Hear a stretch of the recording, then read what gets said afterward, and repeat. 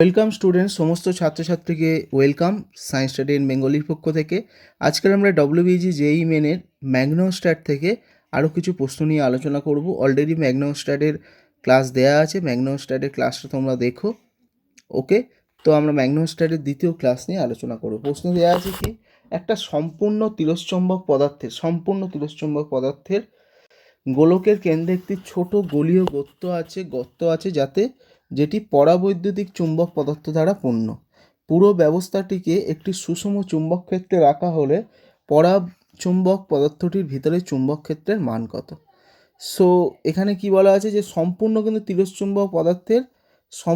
তিরস্চম্বকীয় পদার্থের গোলকের কেন্দ্রে একটা ছোট গলীয় গর্ত আছে যেটা কিনা পরাচুম্বক পদার্থ দ্বারা পূর্ণ। তো পুরো ব্যবস্থাকে একটা সুষম চুম্বক ক্ষেত্রে রাখা হয়েছে। পরাচুম্বক ভিতরে চুম্বক ক্ষেত্রের মান কত? তাহলে পরাচুম্বকের ভিতরে এর মান কত সেটা জানতে চাওয়া হয়েছে। কিন্তু পরাচুম্বকের ভিতরে কি পদার্থ আছে? তিরস্চুম্বক পদার্থ। আর তিরস্চুম্বক পদার্থের চুম্বক ক্ষেত্রের মান কত হয়? 0 হয়। জাস্ট প্রশ্নটা একদম ইজি প্রশ্ন, কিন্তু এমনভাবে দেয়া আছে যেন কি না কি উত্তর হবে। তাহলে অপশান সিটা ক্লিক হবে। একটা সহজ প্রশ্ন আলোচনা করলাম। নেক্সট চলে আসবো আমরা নেক্সট প্রশ্নে বলা আছে কি, যে একটা বোতলাকৃতি ফাঁপা পরিবাহী তড়িৎ প্রবাহ মাত্রা কত আই, প্রদত্ত চিত্রে 1, 2, 3 চুম্বক ক্ষেত্রের মান, অর্থাৎ 1 নম্বরে B1, 2 নম্বরে B2, 3 নম্বরে 3। তাহলে কোন বিকল্পটি সঠিক, মানে কোনটা হচ্ছে এখানে সঠিক? B1 = B2 = B3, নাকি B1 > B2, নাকি B3, নাকি B1 B2 B3, নাকি এরকম আছে? তো সিম্পল প্রবলেম, কিন্তু এবছর আসার চান্স প্রচুর। যেই মেনেও দিতে পারে, ডব্লিউবিজিও দিতে পারে, সেই কারণে আলোচনা করছে। এখানে ভালো করে লক্ষ্য দেখো, এখানে যদি প্রতিসাম্য অক্ষ আমরা ভাবি যে প্রতিসাম্য অক্ষটা, তো প্রতিসাম্য অক্ষটা কি এই রেডিয়াস বরাবর, এই যে এখান থেকে শুরু হয়ে এই যে dot dot dot dot dot গিয়েছে, এই যে প্রতিসাম্য অক্ষ, তো সেখান থেকে প্রত্যেকটা দেখো সেম দূরত্বে আছে। এটা যা দূরত্ব, এটাও তাই দূরত্ব, আবার এটাও সেম দূরত্ব। তার মানে কি বলতে পারি যে B1 যা হবে B2 তাই হবে, এবং B3 তাই হবে, এবং যার মান হবে কি μ0I/2πd, ডি যেখানে এই ডিস্টেন্স। তার মানে প্রত্যেকটাই সমান। তার মানে আমরা কোনটা করব? অপশান সিটাকে ক্লিক করব। চলে আসবো নেক্সট প্রবলেমে। বলছি একটি তার একে এমনভাবে বৃত্তচাপের আকারে বাঁকানো হয়েছে, একে দেখো, যার ব্যাসার্ধ, এই যে ব্যাসার্ধটা এটা কত? 2 সেমি, এবং এখানে কারেন্ট 2 অ্যাম্পিয়ার। অপর একটা তার বিকে এমনভাবে বাঁকিয়ে দেওয়া হয়েছে যার ব্যাসার্ধ 4 সেমি, প্রবাহ মাত্রা কত? 3 অ্যাম্পিয়ার। কেন্দ্র পয়েন্টটা এই ও, কেন্দ্র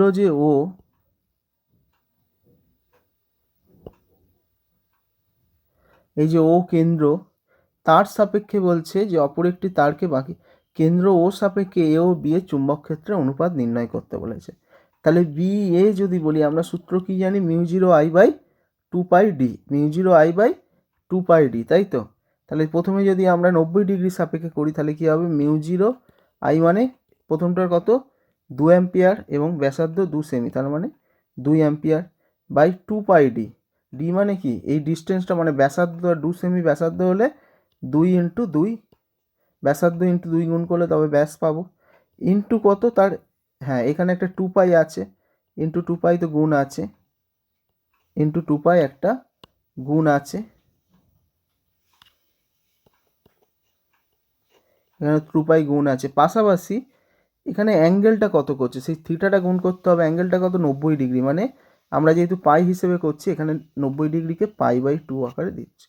যদি আমরা বি করি, তাহলে কি পাবো? μ0I, এখানে কত কারেন্ট? 3 অ্যাম্পিয়ার, ব্যাসার্ধ কত? 4 সেমি, তাহলে ব্যাস কত হবে? 8 সেমি, 2 × d।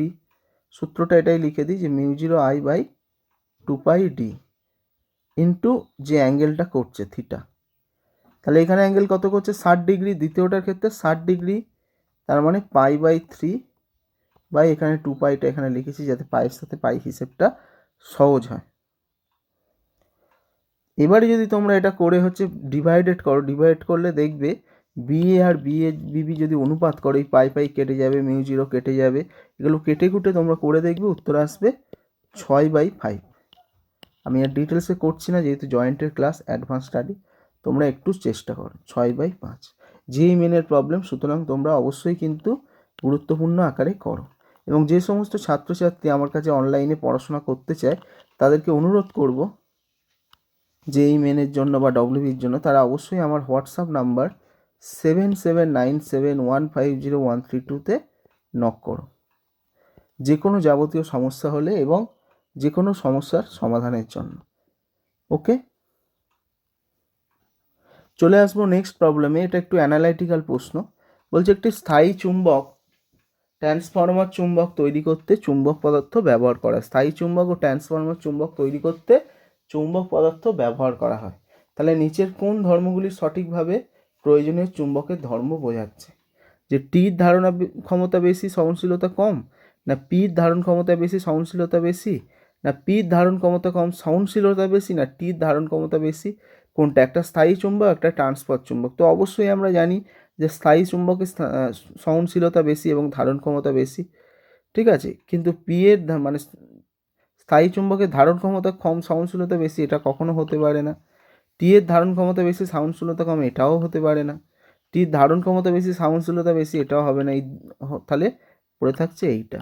খুব ইজি প্রশ্ন, তাও যেই মেনে দেয় আমি প্রশ্নটা অ্যানালাইসিস করে এইরকম প্রশ্ন আসতে পারে তোমাদের সঙ্গে ডিটেলসে আলোচনা করছি। চলে আসবো নেক্সট প্রবলেমে। বলছে একটা নীলের চোঙের ভর এম, দৈর্ঘ্য এল, তড়িৎ প্রবাহ মাত্রা আই, চোঙটি দুটো অমসৃণ সমান্তরাল অনুভূমিক রেলের উপর সুষম চুম্বক ক্ষেত্রে রাখা। চোঙটি না পিছলে গড়াতে শুরু করলে তার ত্বরণ কত হবে বার করতে হবে। একটা নীলের চোঙের ভর এম, দৈর্ঘ্য এল, তড়িৎ প্রবাহ মাত্রা আই, চোঙটি দুটি অমসৃণ সমান্তরাল অনুভূমিক রেলের উপরে সুষম ক্ষেত্রে রাখা। চোঙটি যদি না পিছলে পড়ে তাহলে তার ত্বরণ কত হবে। তাহলে পিছলে না পড়লে তার যে যদি বি চুম্বক ক্ষেত্র এবং তার মধ্যে আই কারেন্ট দেয়া আছে অলরেডি, ঠিক আছে, এবং যদি সেটা এল দৈর্ঘ্যের হয় তাহলে তার যে বলটা কত হবে BIL, এবং ঘর্ষণ বলের জন্য যে বলটা μR অর্থাৎ μmg বল, সেইটার বিয়োগফল মানটা কি হবে? আলটিমেটলি তার মধ্যে ফোর্সটা পাওয়া যাবে যাতে সে পিছলে না পড়ে। এই দুটো মানটা যদি তার অতিক্রান্ত ভর এবং ত্বরণের গুণফলের সমান হয় তবেই সে পিছলে পড়বে না, তাই তো? তাহলে এখান থেকে আমরা বলতে পারি কি এইটাই। আবার যদি আমরা ঘর্ষণ বলের দরুন ক্রিয়াশীল টর্ক বার করি, তার মানে কি হবে μmg প্লাস লব্ধ প্রতিক্রিয়া বল, সেটা কি হবে এই যে অংশটা হাফ mr² ইন্টু আলফার সমান হবে। এই আলফাটা মানে কি? আলফাটা মানে এখানে যে কোণটা সৃষ্টি করছে, যদি আমরা এ ব্যাসার্ধ এবং এটাকে যদি আর ব্যাসার্ধ এবং এ করি, সেই আলফাটা হচ্ছে কোণ। তাহলে এখান থেকে আমরা হাফ mr² জায়গায় কি লিখতে পারি? আলফাটা যদি কোণ ধরি তাহলে এখানে কি লিখতে পারি? এ ব্যাসার্ধ বাই আর ব্যাসার্ধ, মানে এদিক বরাবর ধরলে এই অ্যাঙ্গেল যদি ধরি কোণ এ, আর এটা হচ্ছে আর। তাহলে এখান থেকে কি μmg ইন্টু আর হলো। তাহলে এই আর আর কাটলে আর, এই আর আর কেটে গেল, কেটে গেল। তাহলে এই কটা পড়ে থাকলে আসবে কি শেষ পর্যন্ত? যে মিউ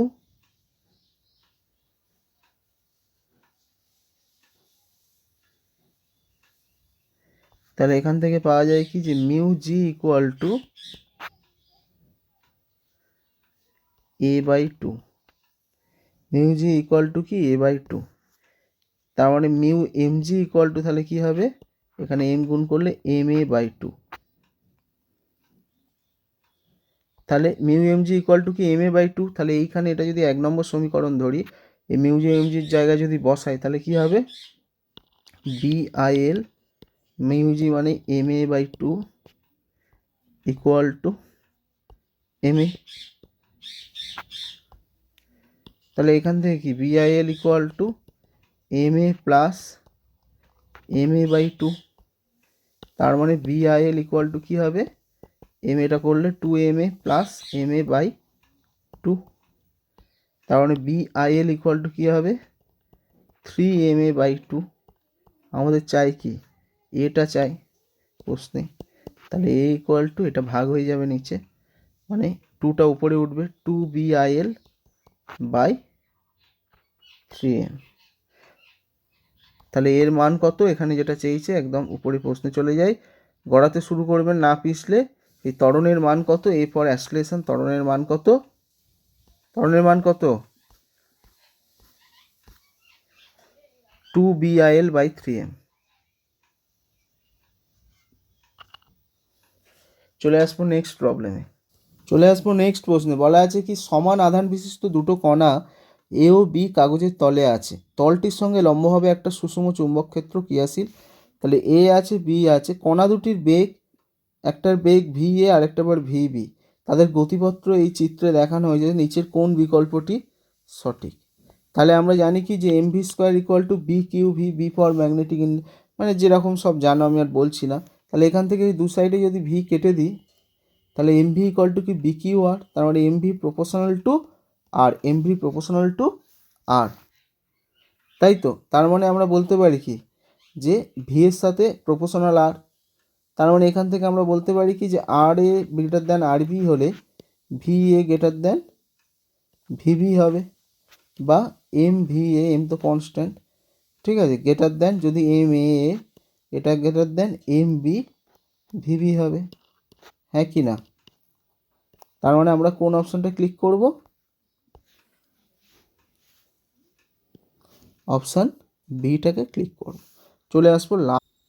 চলে আসবো লাস্ট প্রবলেমে, একটা ভালো প্রবলেম, এই প্রবলেমটা আসার চান্স প্রচুর, বা এই ধরনের প্রবলেম। এল বাহু বিশিষ্ট একটা সমবাহু ত্রিভুজে তারের কুণ্ডলী দুটি স্থায়ী চুম্বক মেরু বা যে এমনভাবে চুম্বক ক্ষেত্র আছে যে তারের কুণ্ডলীর তলে সেই চুম্বক ক্ষেত্রটা অবস্থিত। কুণ্ডলীর মধ্যে আই প্রবাহমাত্রা হলে টর্ক টাওয়ের মধ্যে কুণ্ডলীটির টর্ক কত বার করতে হবে। আমরা ছবিটা এঁকে নিয়েছি, ভালো করে লক্ষ্য করে দেখো।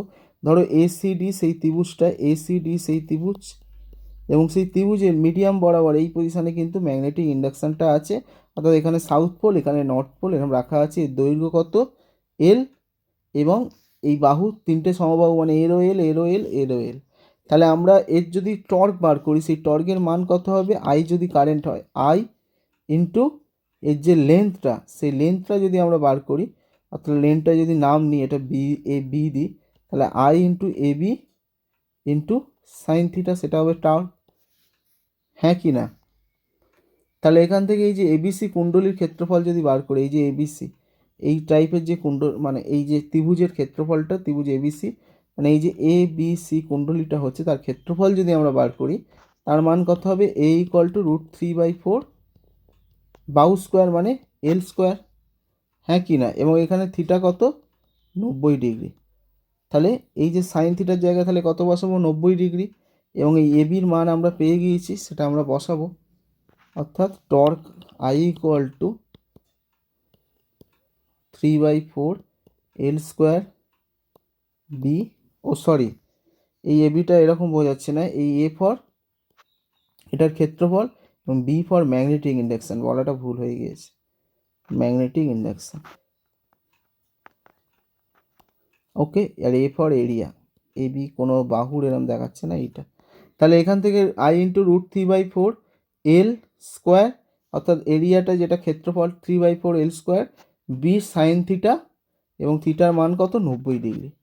তাহলে বসালে কি পাই আমরা, tau equal to I into sign 90° মানে 1°, তার মানে ইন্টু কত,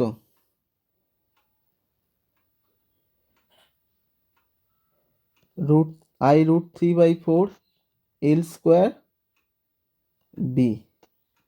তাহলে এখান থেকে আই ইকুয়াল টু কত পাবো, ভাগ করে দিলে tau by √3 L square B, উপরে কত 4। যদি এটাকে হাফ করি তাহলে কত হবে, 4 বেরিয়ে এলে 2, ভিতরের মধ্যে tau by √3 L B to the power half.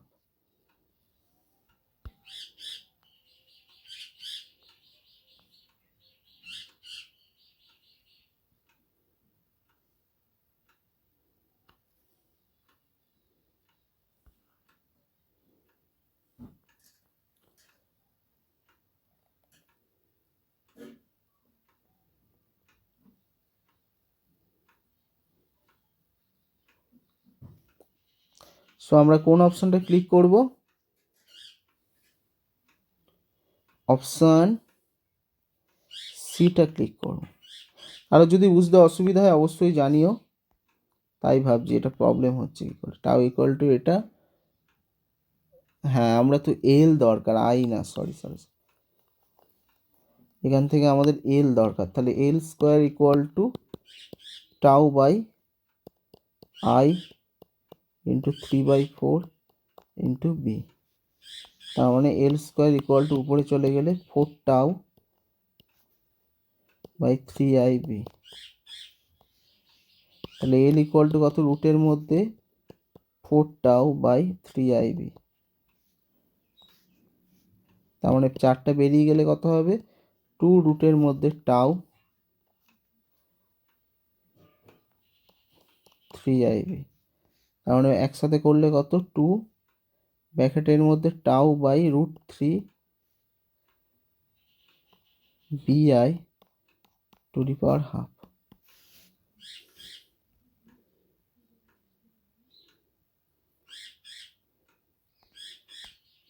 বুঝতে পারলে ব্যাপারটা? চলে আসুন। হ্যাঁ, আমরা তো সব রকম প্রবলেম করলাম।